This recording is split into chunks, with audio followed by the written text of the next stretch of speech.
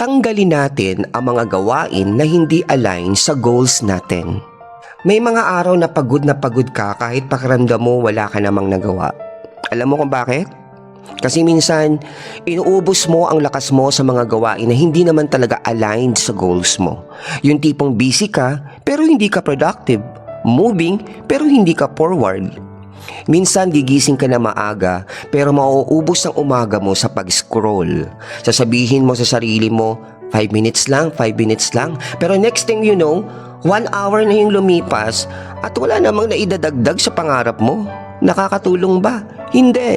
Pero bakit mo ginagawa? Kasi mas madali, mas masarap, mas komportable. Pero ito ang totoo. Comfort is the enemy of progress. May mga habits tayo na parang maliit lang, harmless, pero unti-unting kinakain ng oras na dapat para sa growth mo. Yung lagi kang pumapayag sa mga bagay na hindi mo naman gusto.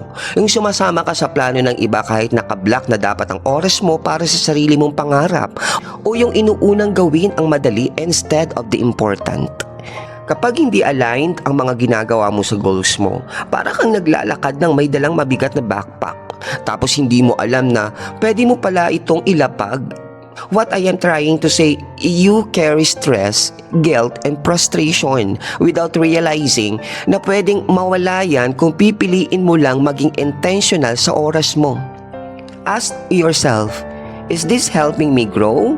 Is this bringing me closer to the life I want? Is this worth my energy? Kung hindi, bakit mo pa ginagawa? You know what? Life isn't just about being busy. It's about doing what matters. At minsan, kailangan mong maging brutally honest sa sarili mo. Ikat mo na yung mga habits na hindi nagdadala sa'yo.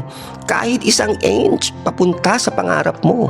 At kahit baby steps lang, what matters is alignment. Remember, hindi mo kailangan maging perfect. Kailangan mo lang maging consistent sa tamang direksyon.